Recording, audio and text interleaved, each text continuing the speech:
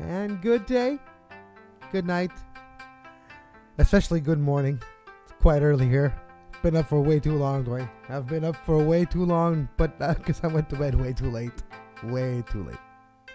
Yeah, I haven't really gone to bed yet, so that's kind of an issue there. But the opening ceremonies are in the books, Kevin, and we're ready to focus entirely on the athletics. Hopefully, we also had, of course, the Russian decision from the CAS late. I guess it was last night. I'm already screwed up in terms of my time. For us, it was yesterday.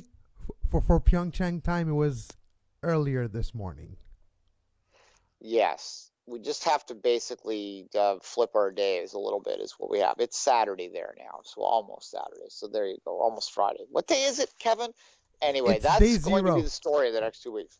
That's the day, Duane. It's day zero. It's it's the opening ceremonies that just wrapped up about 20 minutes ago.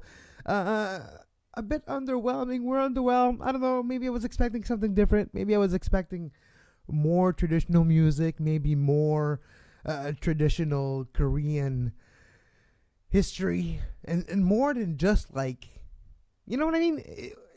It almost felt like it was a proof of concept. It was like, look what we can do with our technology. Look what we can do with the presentation and visual presentation. It looks awesome. What about the story though? I want to know more about the kids. I want to know more about why they went through times and why, I'm kind of missing some content here. Look, yeah, it was very proficient, and I do have some positives about it. But in terms of its memorability, I do not think this is going to be an opening ceremony that we will be talking about years from now. This was no London. And that's kind of what I wanted, and I think my bias here is pretty clear. When I tweeted out more K-pop, needs more K-pop, and I wasn't joking. It needed more K-pop. It needed more K-pop at the same time as it needed more traditional music. Yeah, we need to have fun. And it seemed like a Samsung commercial to me at times, and Samsung's major partner in a lot of things here. So it was. I mean, they even got the cell phones in there in that little video when we saw the future of the kids. When the one became the K-pop star, they were doing selfies, and it was clearly that they were Galaxy Samsungs that we were seeing. So, that was a bit of a commercial there. If there's one thing we didn't see during this entire presentation, there was no iPhones. There was no iPhone. Now, it kind of felt kind of weird, but it was kind of cool. I'm not an iPhone guy myself, but that's something totally off topic. Speaking of off topic, today's show, we'll be doing a bit of an Olympic ceremony review, opening ceremony review. Duane and I will give a bit of our thoughts on them, maybe 2 points each, 2 highlight each. Not enough material, we believe, to go through a whole medals just about the ceremonies. We have an actual medal as well back after the break, and we have some topics of discussion as well, Duane. Like you mentioned, the Russian decision. The 42 appeals were all declined. Last night, the Comité Arbitral du Sport, the CAS, the Director General, was present yesterday in PyeongChang and made the announcement. But Duane, let's start with the opening ceremony.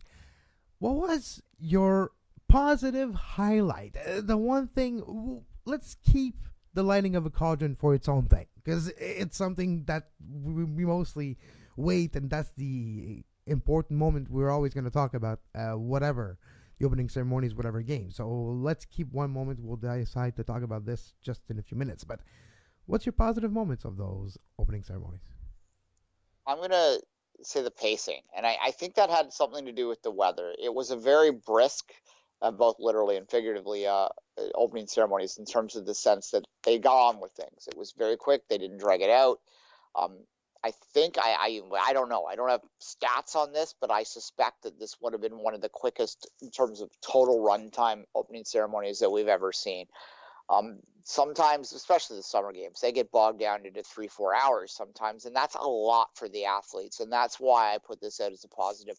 I would have liked to see them flush the story out a little bit more, like you said. I would like to see maybe a little bit more artistic presentation out there, but by and large, the fact that they got it over and done with pretty quick, and it started at 8 o'clock local time too, that's pretty late.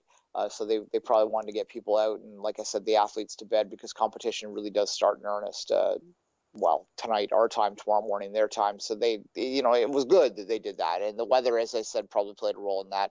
Was below zero there. first opening ceremonies that's either not been inside or has been in sub-zero temperatures in quite a while. They were cognizant of that, and that's all positive. So I do think there's something to be said about that. The Parade of Nations over the last few Olympics, winters included, has been tedious at times, and this one went quick and it was joyful. So that to me, and that's when I got my K-pop. There was lots of fun music going in the background then. Yeah, there was, and of course we had to have the Gangnam Style at least once, right? And when it actually played, there was kind of a pop in the stands. There was kind of a, oh yeah, something we know, yay, something everyone can relate to. And during the broadcast here on CBC/TSN/Sportsnet/ half the channels in Canadian television were showing this. They were saying Gangnam Style is so big, it was so big that it's actually not even K-pop anymore. It's too mainstream, and K-pop is like frowning upon it, which is kind of funny. Kind of reminds me of my country. When you're becoming too good, forget you're from here. What up, Celine? Well, yeah. Or Nickelback. I mean, Who? yeah, you can make fun of both, but yes, it's one of the main reasons they get made fun of is because they're successful. Exactly. But no, exactly. So no, that's interesting. Yeah, you're right. The Parade of Athletes went really fast, and that is a positive. And yes, there's not 190 countries. There's what, 67? I think I'm mistaken, but it doesn't matter. I don't know the exact number. They're tiny delegations too, so every Winter Games is going to go faster. But that said, I remember both Sochi and Vancouver. They were just as tedious as the Summer Games. I mean, look, everyone deserves their time, but oh my God, the Summer Games can just be awful. Like, you almost want to have a nap during it. And I think that's probably due to the organization too. Like, every nation was ready when they came out. You know what I mean? It's like things were rolling. Like, come on, keep it up, keep on. There was like peoples everywhere, and when you saw like the lighting of the torch at the end, you saw the first carrier of the torch coming in, and she was ready to go. Because like, no, wait, oh okay, take a pause, breathe in, breathe out. Okay, now you can go. Just wait for every TV feed to be back, which brings me to my point.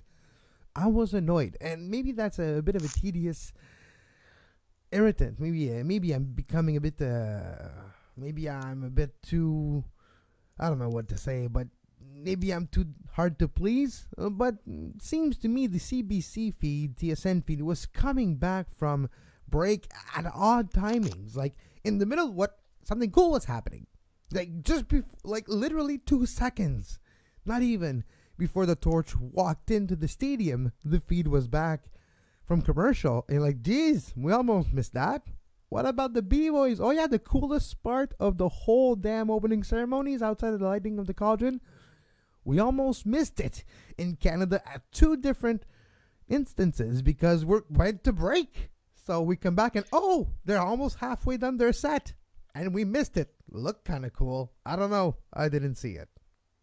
It's very Canadian centric because obviously every broadcast is different. But I do think that one thing that I always remember and get annoyed by very quickly is the lack of diversity in commercials that you continue to get through in the Olympics. There's 5. You see the same things over and over and over again. There's an RBC commercial, which this year will be like Patrick Chan or Mark McMorris. So that's one of there. You have usually like a McDonald's, a Tim Hortons, and that's about wraps it up. And I can tell you, all right, the Tim Hortons is the dad that makes the sled for his disabled son. You've got the one where that weird one where there's a burger and they're pretending it's art. That's the McDonald's one. There's going to be the Ancestry.ca this year. Trust me. The one where you have the guy who's like Shevchenko living in the suburb somewhere, and his new neighbor is like Irish, and they meet for the first time who drinks their coffee on the porch in the mid-February? Anyways, they're there drinking their coffee. It's like, oh, my first Canadian winter, eh? My first Canadian winter. It's not going to be easy, eh? So they come in, the other guy goes on Ancestry.ca. Oh, I have an Irish great-great-great-great-great-great-great-great-grandfather. Then they started talking, and two backyard becomes one. They start playing hockey. Yeah, that commercial's going to run a lot. Oh, yeah. Well, also, I wonder on that Ancestor.ca why it requires him to be sort of have that commonality before he's nice to him. I know. That's not very neighborly. Right? Just talk to the guy. Like, oh, I always have difficulty making friends. What's the difference? You only showed him your phone.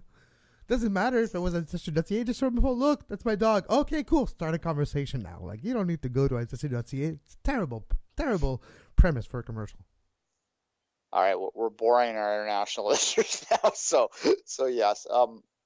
Look, you got to pay the bills. So commercials are inevitably from 1984 on have been part. 1984 is well known as the Olympic Games that sort of started this drive towards commercial partnerships and them being a key part of the Olympic movement. And we recognize that they have to be part of it to pay for the bills.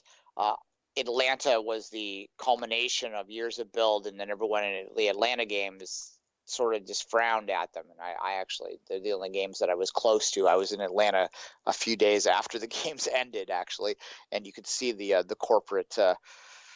corporateness of it was evident even then, and people sort of, there was a pushback, and they've kind of evolved away from that for a while. Lillehammer came around, and that was just before, I should say, but that was like the juxtaposition between those two games really stood out, and that'll cause them to back off. But I think we're sort of creeping back up there a little bit more. And as I said, that opening ceremony, it almost looked like a Samsung commercial to me at times, and that was technological speaking, like it was cute, it was techie, it was it was like that. And I'm a bit underwhelmed because yes, London did raise the bar, Duane, and Sochi, for me, the way they did it, remember those clouds that were coming up, and then you had like the red city or the red plaza coming out of it? It was spectacular too, but you had kind of like at least a part of a story being told, and that's what it is about this opening ceremony for me. I think it's a great idea, a great proof of concept,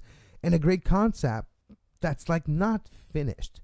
And I don't mean this in a bad way. I just mean it because it was so techie, and everybody's like, oh wow, cool, and everybody looks at everything, everybody's like amazed by the look. And yes, it was great to have those little LED plates in front of every seat that has like 10 or 12 little LED lights on each, but all together it almost made like a screen. So you had the flags of the countries and the names and stuff coming on it while you had the delegations coming into the stadium. So that was impressive, yes, but it felt a bit disembodied, would be a word that I use. Like it felt a bit dehumanized, a bit like the opposite of warmth. And I'm not saying this because it's the winter game, but it felt kind of cold. It was beautiful, it was pretty, but it was kind of cold.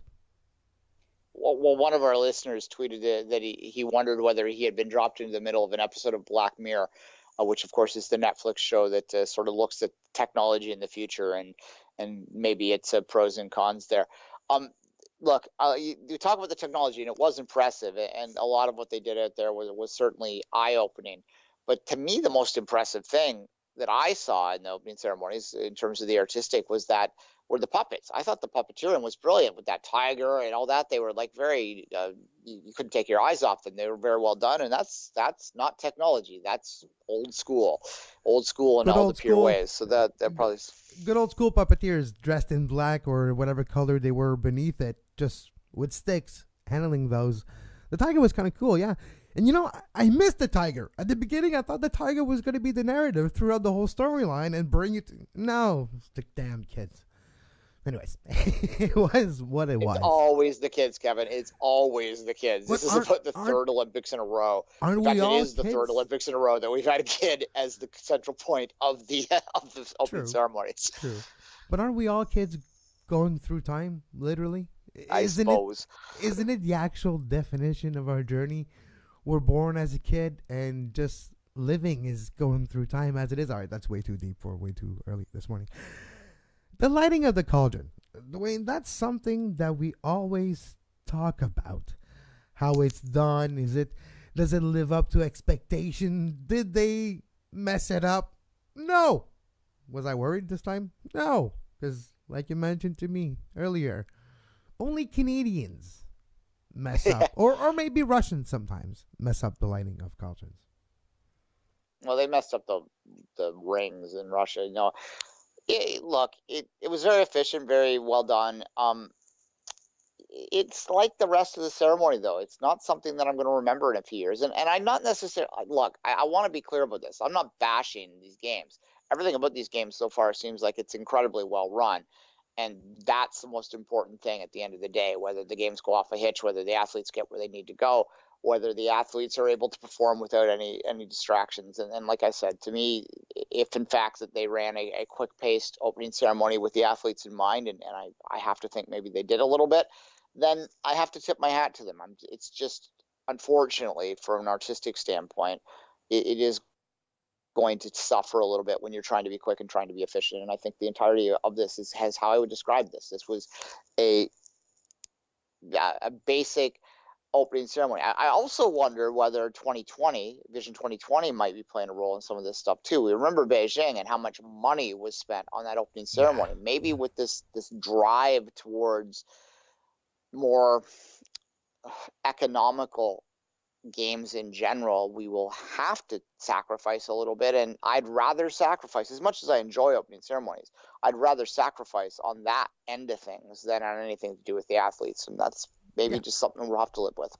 That I agree 100%, but you really think Beijing's not going to splurge in 2022? No, absolutely. There'll be like $10 billion of fireworks again, yeah.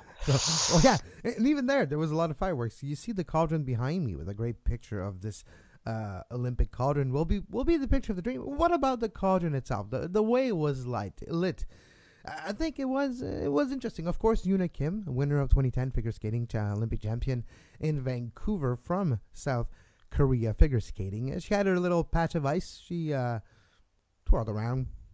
It was just basically for show, but got the Olympic torch, lit it all up lit like a crystal, that lit like a rotating, spinning thingy coming out of the ground, raising and lighting the cauldron. How would you describe that cauldron? I'm looking at it right now. It looks a bit, I don't know, it looked like an urn with 4 giant legs attached to it. They briefly started to talk about it on the broadcast I was watching here, and Kevin was watching it as well.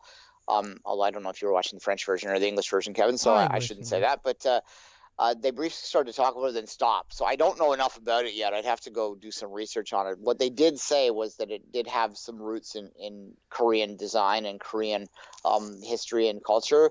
That was as far as it went. And look, here in Canada, we've had the same person doing opening ceremonies for years. He retired last year, Peter Mansberg.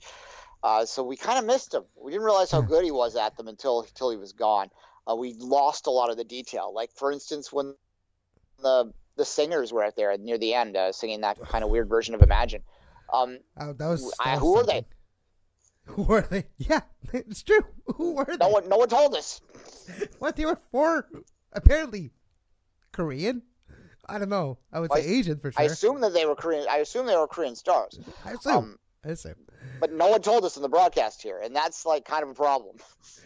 Yeah, that is kind of a problem, and that happened a few times. And that's no offense to Scott Russell, no offense to Perdita Felicia, no offense to Rosemary Barton. That was there as well. But it was what it was, and it was kind of rushed, and maybe it was so efficient that maybe not just us watching, not just the guy of commercials of CBC, maybe the actual commentators were caught a bit off guard by the pace of it. Like, oh geez, they're already like the circle is so small in the middle. You know what? That is the difference. That's why the athletes' march took so few minutes, because they only had like a small circle to go around. It's not like example in London or Rio where they had to make a whole way around. Even in Sochi, like all the way around the Olympic Stadium took about 10 minutes per nation. This time around, like doop doop doop, done, next. Maybe that's why. And everyone's like, oh wait, I have all this information, but I didn't even have time to say any of it. Yeah, it's because it's not a football field, right? Like, they're not walking around a 400-meter track. They're just exactly. It's a stadium designed for this. Look, temporary stadium, by the way, which we didn't talk about in our Day-1 show yesterday, but it's one of the venues that's actually temporary. So after the game, it's going to be deassembled, and those parts will be put to use somewhere else. It's interesting too, real quickly, to get this games was there's some talk of moving bandy hockey into the Olympics, and one of the cons against it is that it would require more infrastructure, right?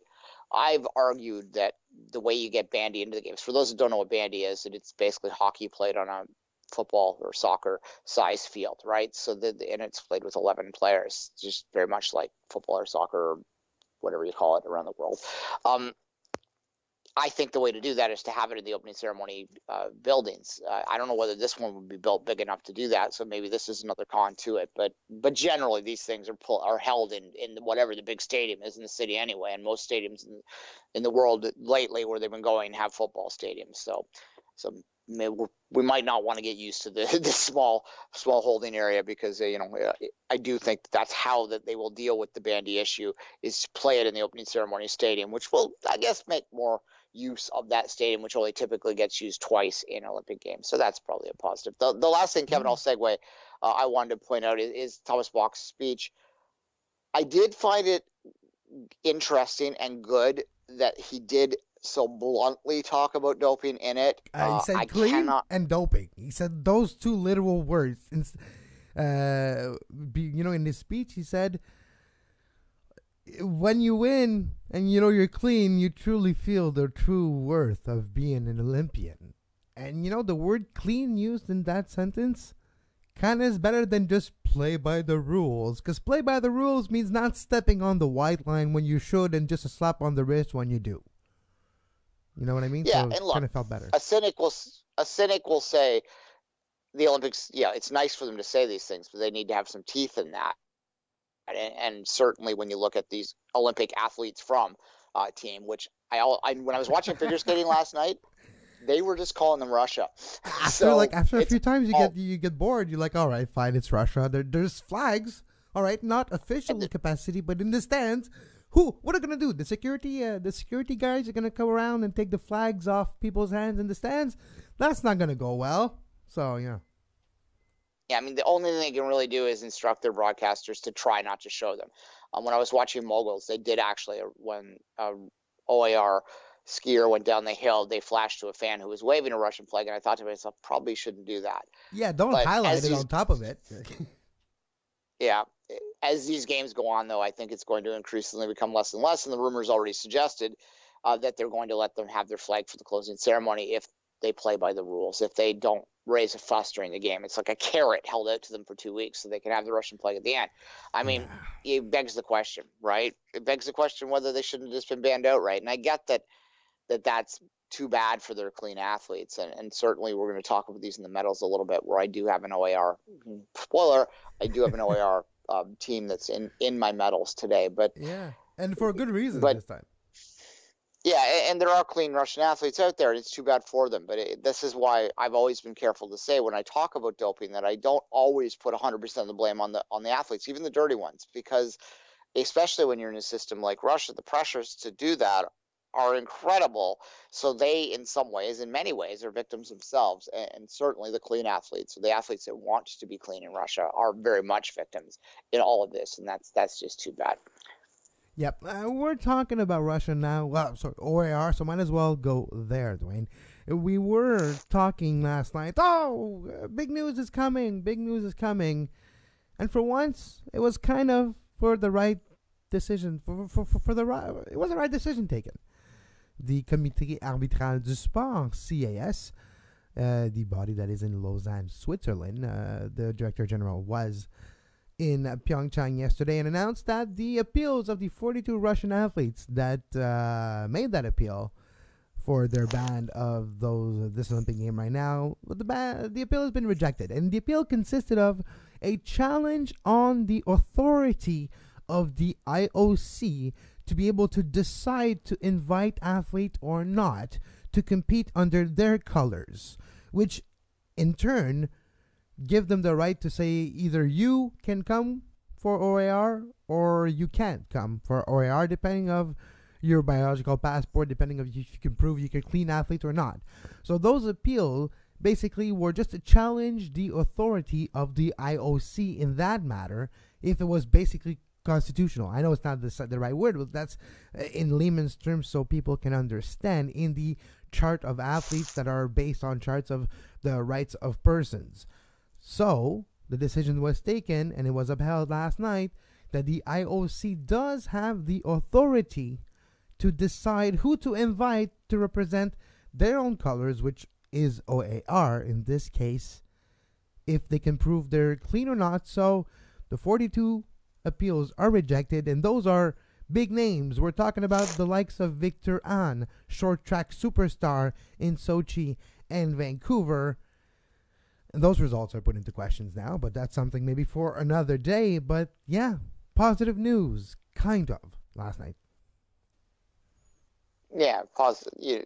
There is ample evidence out there that there was widespread cheating in the Russian athletes. We need to say it again. If you haven't watched Icarus, go watch it.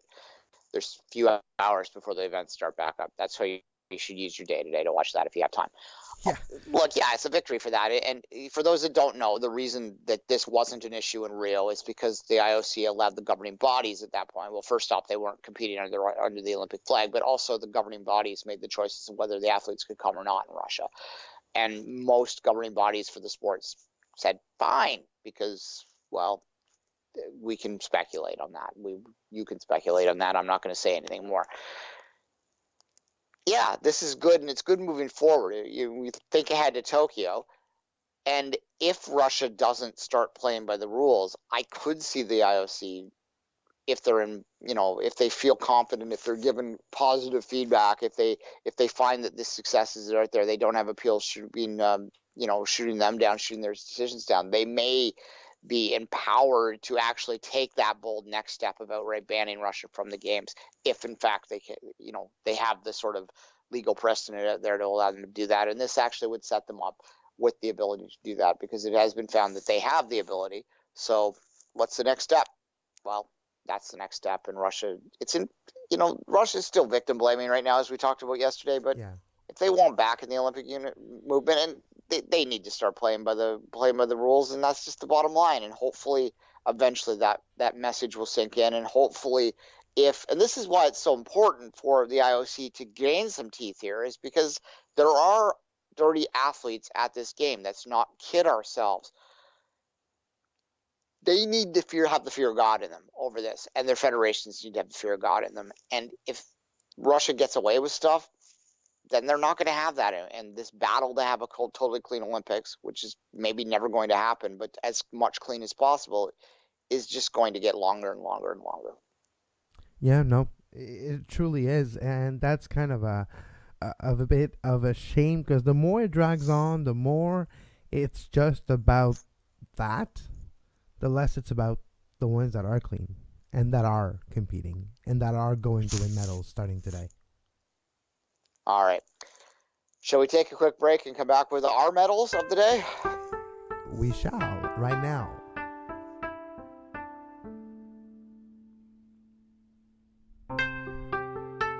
Live at 10 a.m. every day during the games at youtube.com/sports podcasting network. You like what we do? You would like to support us? Give us a little pat on the back, a little encouragement, and help us be able to do more of those nice videos on YouTube shows that are broadcasted live every day, 10 a.m. during the games. You can do so, patreon.com/sports podcast network. With your support, we can continue. We are, indeed, the longest running Olympic podcast. Our medals today, Duane. Let's start with one that has been really impressive. I mean, we've been talking about this one since yesterday. So let's start with our new favorite medal ever, the Putin medal, because this athlete is literally a warrior. Yeah, I'll let you say the French names. I usually do because you have that advantage. But go ahead. You introduce it. Philippe Marquis. Moguls for men, freestyle skiing, has teared his ACL. He literally has none right now as we speak, and he qualified for the straight qualified. Don't even have to go to the repêchage. I don't know what the word in English repêchage works. People understand what I mean. So he's straight to the final with no ACL. That's quite impressive. Poutine medal Yeah, for you, my friend. Have one on us. Well, exactly, and this is his final competition too, as well, or at least this is his final season. He's said so. That's really what motivated me. If he was younger, maybe he decides to try and get the full recovery and so that he can continue to ski with a full ACL. But the fact that he took this step until for the rest of his life, he's not going to have an ACL. It's been removed, so it doesn't go back. We're not, we're not lizards. He'll need a very extensive surgery because of the entirety of the ACL being removed. You'll need, okay, we're getting technical here, but there used to be only two big ways to do this, either with a cadaver transplant or a patella transplant. So they either take one part of another nerve somewhere in your body, another tendon in your body or ligament that is bigger, and they which is from the patella, and they then use it to fix your ACL, or use one of a dead body, which, depending of the case, either is one of the best things possible. So hopefully he can walk correctly after this game. And you mentioned this could be his last like his last season. This could very well be his last competition. His career could be over, never mind age or when he wanted to retire, just because of that injury. It is that severe, but for sheer will and determination, it can't get any worse anyway. So how about I give it a shot? No, exactly. Look, I think he's made the choice that he's going to ski in pain. You think about this. He does no stability in his one knee. He's a ski racer on moguls. Have you ever done moguls out there, folks? I can't even comprehend it. It is like insane what he's doing. It's all about your knees, too. It's all about the knees. And no ACL. Is it even possible? Like, weren't they talking like somewhere where physically he's not even supposed to be able to do it, and he did it? He does it? It's crazy. And going to the finals, he might win a medal. Like, he's going to be in the top 12 there. Yeah, he's a long shot to medal, but he's... Look, the Canadian, the one thing I'll say about the Canadian, this is the other thing, too, that makes this remarkable, is that the strength of the Canadian freestyle team, which is a top to bottom, the strongest freestyle team in the world right now, is their technical ability on their turns. They are incredibly tight. It is easy. It's to the naked eye, you can tell, even if you're a layman in this sport, how much better Canada is technically than the rest of the world and the rest of the field. The jumps are some other athletes out there that can match them that way, but the technical aspect of the jumps requires you to have such great knee control. And the fact that he's able to do this and get down fast and still land his jumps. The only problem he had in the run yesterday was his final jump. It normally required him to stretch out a little bit more, and he kind of wasn't able to push himself as hard as he might like to otherwise on that final jump, which probably cost him a few points on the jump points. But that was the first run, and what's key to him too is, I'll tell you what, he is a long shot, I think, to get top 3, but he is going to get top 10, and that's incredible on one leg. The only thing, had he had to go through that second run, there's no way. Yeah. Getting that extra day rest is massive for him. It's literally a godsend for him, because now he's like, all right, I got one more day that I can just put some ice on it and hope for the best. And mentally too, like, if you there's a strain to how much you can push your body. He might only have a few amount of runs left, no offense, in his knees left, you know what I mean, because of that injury. And that extra run could have been the one too many, which in the final could mean not the performance he would like to have to finish his career. So good on you, Philippe Marquis. Poutine medal for today, for day 0, our second ever Poutine medal. On yesterday's show, we gave out our first medal. Canadian Cowboys Racing member Manny Osborne Paradis won yesterday's Poutine medal, and today it is Philippe Marquis Freestyle Skiing Moguls Extraordinaire. Now, from poutine to wood, let's talk about some wood, Duane. All right. I'm giving the wood medal out today to U.S. Vice President Mike Pence. Oh. Look, and I don't want to get dragged into American politics here. I am not a fan of Donald Trump, like 80% of the world. However, that is not the intention. This is not why I'm giving Mike Pence the wood medal. I'm making I'm giving Mike Pence the wood medal because North Korea and South Korea are doing this historic unification, marching together. They're having lots of things. Then everything seems to be going smoothly. Then Mike Pence opens his damn mouth, starts talking about how I don't want people to get distracted by the fact that they're together. They're still bad. Well, we get it, Mike. We get it.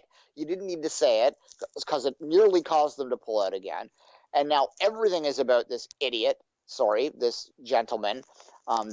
And yeah, it's making me crazy. Also, I follow American politics very closely, more closely than my sanity should allow. It's in my life every day. I'm on Twitter all the time. It's in my face all the time. You know what? I kind of want to break from it for a couple weeks, and we didn't need him sticking his nose in there. And there's other stuff going on too. Figure skater that refused to meet him. Lindsey Vonn has been outspoken about him. It seems like because he's there, it's causing lots of athletes to wish to step up and talk about this. And you know what? Let's just talk about sports for a couple weeks. I'm not a stick to sports guy. I'm in this particular case. So let's stick to sport. We're moving to positive things. We're moving to bronze. Let's get our bronze medal here.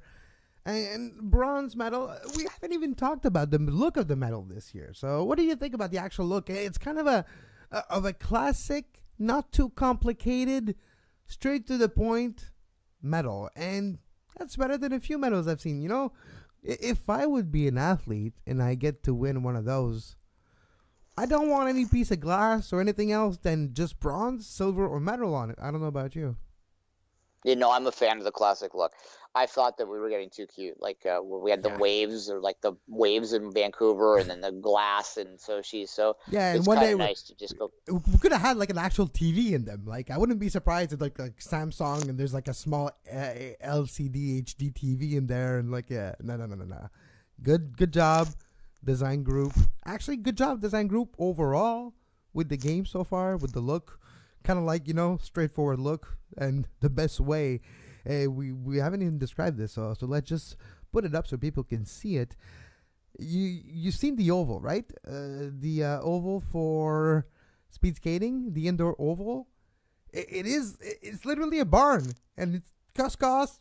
There's nothing complicated. Just put some toll, put a roof, and we got ourselves a Olympic oval indoors. And that is literally, it looks amazing from the outside and on the inside too, but it's literally a barn. It's a glorified barn to cut costs, and that's kind of a good thing, but that's not the point. But it's not the Beijing swimming venue, is what you're saying. It's not a cube that you can broadcast literally on the outer wall of it. No.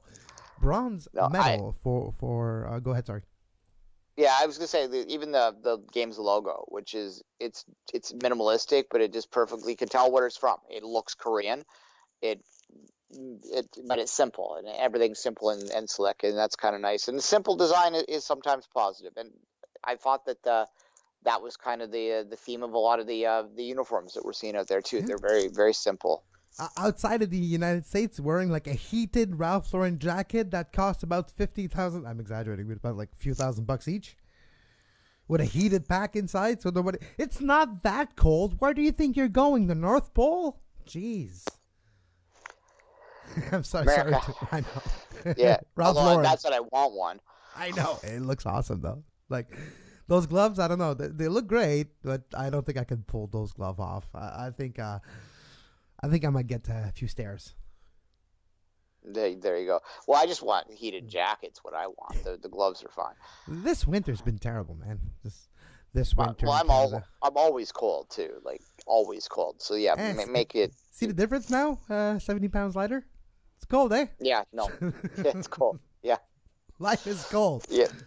And you need to gain the weight back just so I'm not cold. You know what else is cold? Anyway. Medal after you just win it in PyeongChang, and we're talking about the bronze for day 0. Alexei Benchenko, he's an Israeli skater for his short program performance. Israel has never won a medal in the Winter Games. Their best performance ever has been 6th. They have a pretty strong figure skating team this time around, and I don't think that they're favorite to get into the medals, but based on his performance where he finished 2nd, and it was a very good skate. It was the only really good skate consistently across the board. Although the Japanese skater did well as well. It just had a higher technical skill to allow him to oversee Pacheco. It was a really terrible short program. And we can talk about this Canadian perspective for a second. Chen was the first person out there, and we are all like, oh God, there goes our gold medal chance, because he had a disastrous run. But then skater after skater after skater that followed him had a worse one, including the OAR skater, who had a disastrous performance and put the OAR way behind. But this Israeli skater really had maybe one of his country's best ever Winter Olympic performances. And I think that's worth pointing out here, and that's worth celebrating. Will Israel have enough depth to get into the medals in this event?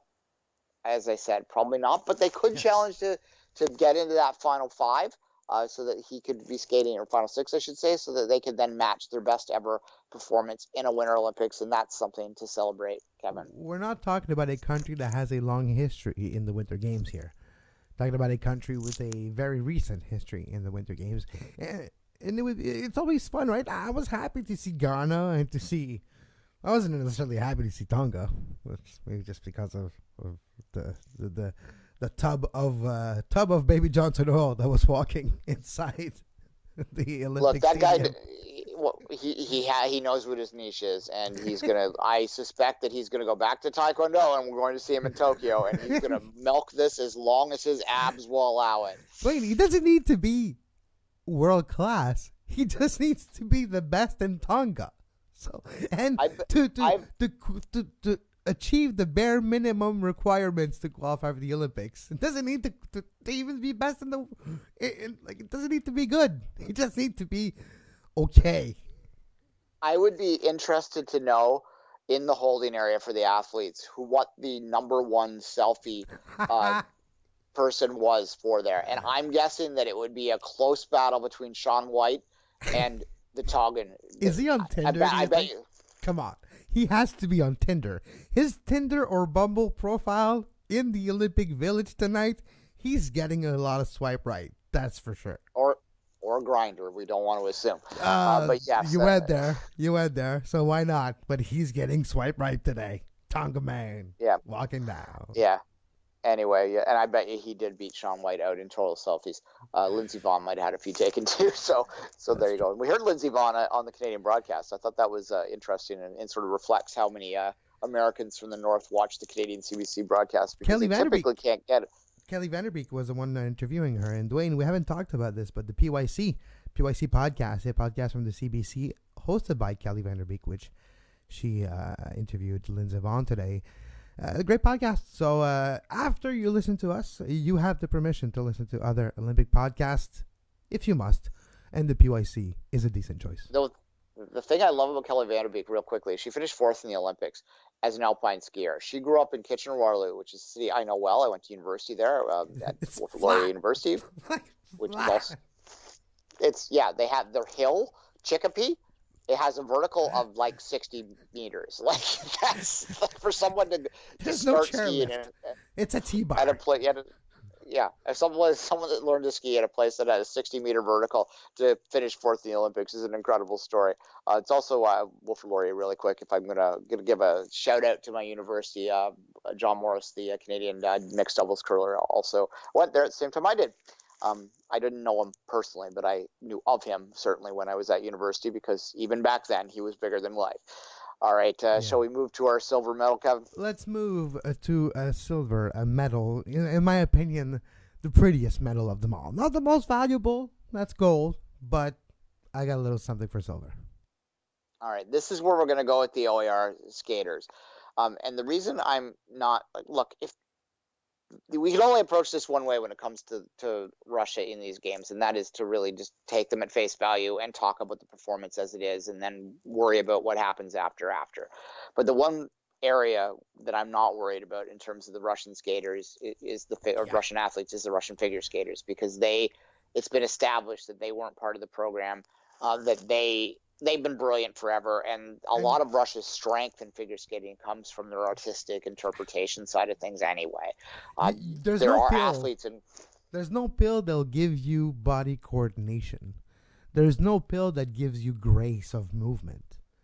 Those are two things that are important in a judged sport like figure skating, and you can't fake those. You can't just take a pill, or you can't stuck something in your body that will give you those things. So No, precisely, so Tarasova and Morozov, the doubles team, which they had by far the best skate of yesterday across the board. Here in Canada, there was a lot of tension on the Canadian doubles skate, which was also brilliant and joyful, and it was really nice to watch. But anyone who watched with any objectivity around there would say that the Russian pair was just on a different level than them, and there's a lot of pressure for them too, because as I said, Russia, who won the golden team in Sochi and were basically considered co-favorites with Canada in these games to win the team gold again, had a disastrous men's short, and Canada had a 5-point lead on them. They could not afford to lose any more ground. They had a 6-point lead. That lead is now 5 because the Canadian pair finished one spot behind them. So, good for the Canadians too, because that performance, as long as the Canadian women managed to stay close to the Russian women, Canada pretty much is in the driver's seat to win the gold now because of the first performance. But like I said, the pressure was on the Russian pair to go out and do what they were capable of, and they did. They dropped it was the last skate of the day, and what was kind of a strange figure skating program. There were a lot of falls, a lot of mistakes across the board. Don't know whether that has something to do with the new scoring technique where they have the live scoring. Maybe, or maybe just because of the timing of it too, because it's before the Olympics and before the opening ceremony too. And Patrick Chan was talking to Kelly Vanderbeek during the waiting moments during the broadcast of the opening ceremony today on CBC, and he was saying how it was kind of different and weird. You're not even beginning the Olympics first, and you have a big day, you compete earlier today, and they all decided to go to the opening ceremony this time around. And even though they're competing either today or Sunday, PyeongChang time for the team aspect of figure skating, they still wanted to be at the opening ceremonies. They made for a very long day with weird, strange conditions this morning where some of the jet lag is not necessarily all fixed for everyone. You're going in to compete in a time where mentally the games are not even started. So no, there was a lot of factors heading into their first team competition. What was yesterday? Yeah, and look, the team competition is a bit weird in figure skating right now. In the sense that it's for a lot of countries, they know they don't have the depth, but they still enter the team because it provides their skaters with an opportunity to get the butterflies out and to go put a performance in.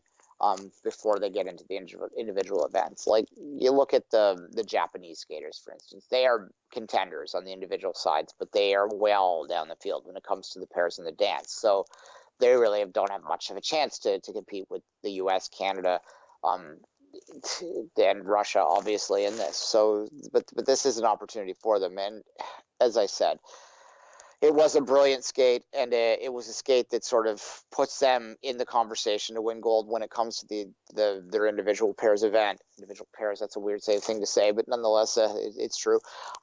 It's good times, and I can't remember a games ever, Kevin, summer or winter, where there's been so much that took place before the opening ceremonies. Like, well, maybe it really it's because we have access to it this time around. Maybe it's because we're used to having access to it, and we can actually watch it easily. Before we couldn't really. I don't know. But you're right, though. There is more this year than before. The whole mixed curling wasn't even there before. So that's a big part. Like half the mixed curling event's done. Like they're doing the entire mixed curling before they start the teams, right? So they had to start it 2 days before, and they're already four. There's 8 teams in it, so there's only 3 more. Some of them are the same curlers, right? So you kind of don't have a choice. You can't play twice. You can't play 2 rigs at the same time, really. You could, but I don't know. Anyway. Which is going to be interesting in Olympics to come, whether there's going to be Canadians that try and do the double. But nonetheless, there's no curling on us today. Well, maybe I'll talk a little bit about curling if we take a third block, if we'll see what the time is. All right, Kevin, let's go to the gold medal of the day. You introduce it.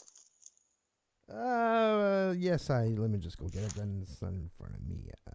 1 second, I will get it right here. The gold medal. Oh, yes. The Moguls, the king himself, Kingsbury. You were watching the Moguls yesterday, and you were telling me he was literally a class above everyone else.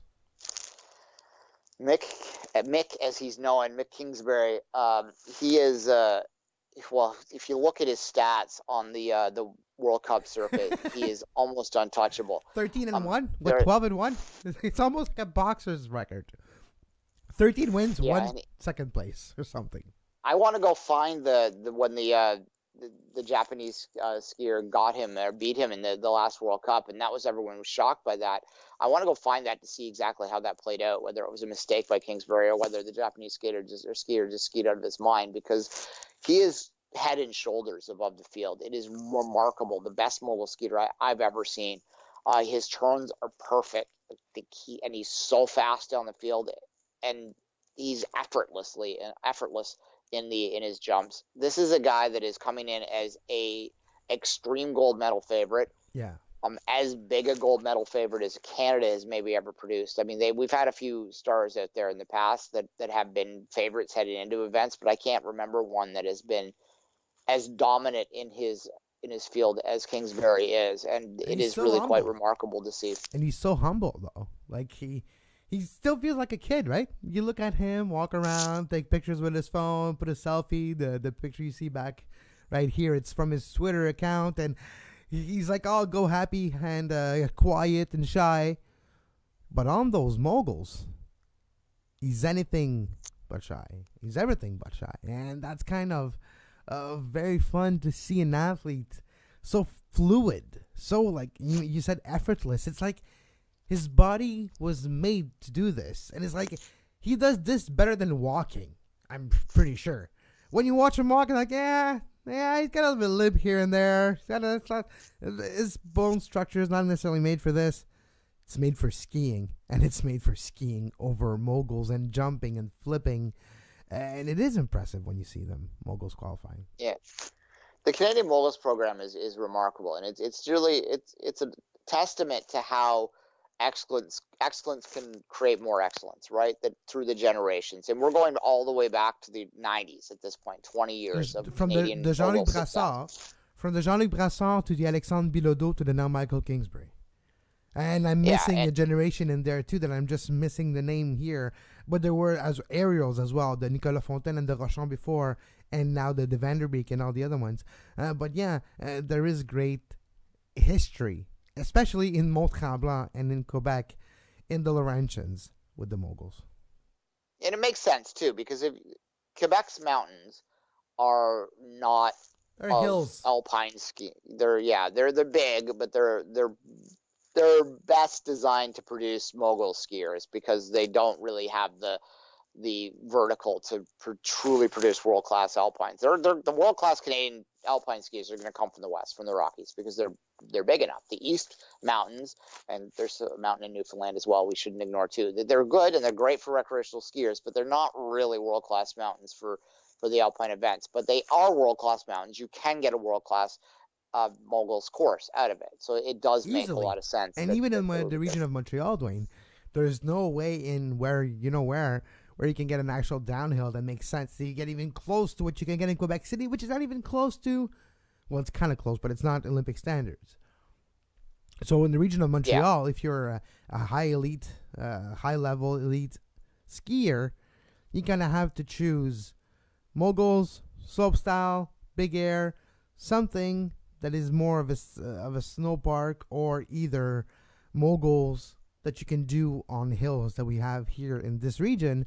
And that explains a lot. If you're looking at the Quebec contingent in freestyle, aerial, or freestyle, moguls, or big air, or slopestyle, both ski and snowboard, it's in this region here. It's in the Laurentians. It's in Tremblant, Saint-Sauveur, Saint-Agathe. It's from, well, Saint-Agathe doesn't really have any mountains, but all the places around it, that's where you see those product being born. That's where they are when they're 3-4 years old, and they grow up on those hills, and they become great at moguls, and like you mentioned, things that we can actually do on the mountains we have. And well, we've been doing it for a long time too. I remember skiing as a kid, and there'd be moguls courses there already, and this is going back into the 80s, right? So this is something that's been, unlike other parts of the world where moguls probably didn't really start to appear on hills until probably the mid-90s or so. They've been on Canadian hills in the East, especially for 30, 40 years now, and that's naturally going to produce more mobile skiers, and there's a history of it, which again pushes the next generation. And this isn't going to slow down. Like, Canada's always going to be a power in this sport because you're going to see them, you're inspired by them, you go out and you're going to be pushed by them, and Kingsbury is the next inclination of that. And if he does, the only way he doesn't win gold is if he falls. If he falls on that final run, then maybe he doesn't win gold, but there's just really no indication that's going to happen. This is one of the biggest favorites in his event in this games, and he put it down. There was no pressure. There's no problem. You can see it on the lift. They showed a picture of him going up the lift, and he had like one ski was just kind of dragging there, and he was looking around like there was just no nervousness in that body. No, he's so cool, calm, and collected, and it shows in his performance. Before we wrap things up, we're already at 1 hour. Before we wrap things up, when you had a few thoughts on the curling competition that you mentioned. It's already almost halfway done in the mixed curling events. Today, there's not a lot of curling, but you still have a few thoughts on the last day's competition. Day 0 would be the case.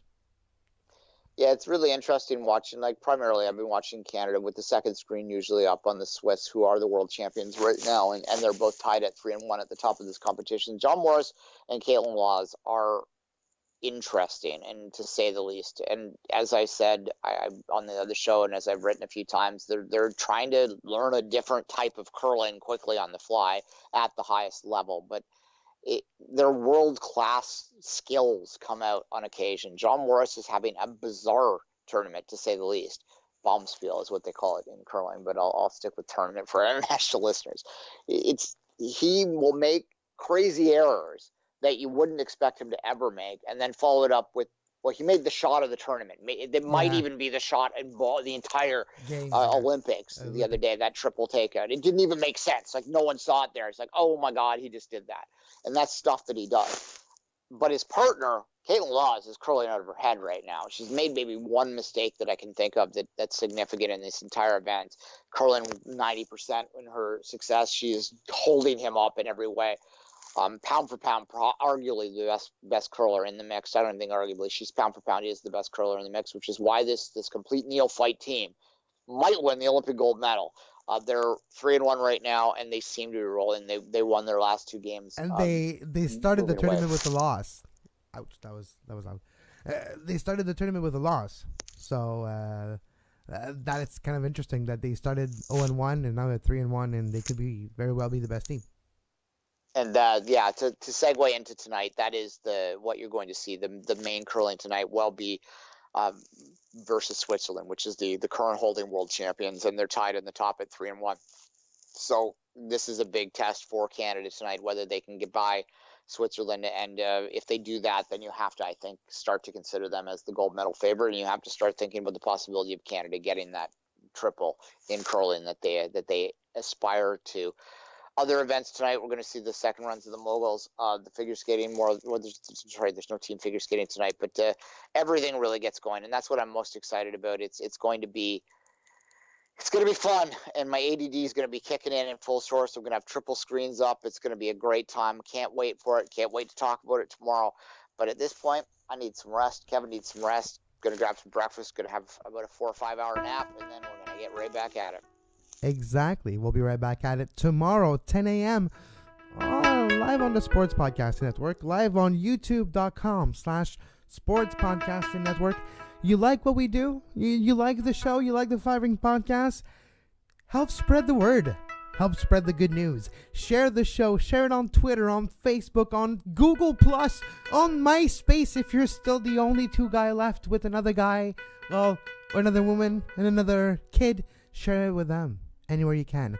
And if you want to do even more, you can help us financially by contributing to the success and the well-being of this show and of the 2 hosts at patreon.com/sports podcasting network. You can follow Duane on Twitter at 24th Minute and myself at Kev Laramee. We'll be right back tomorrow to talk about more Olympics.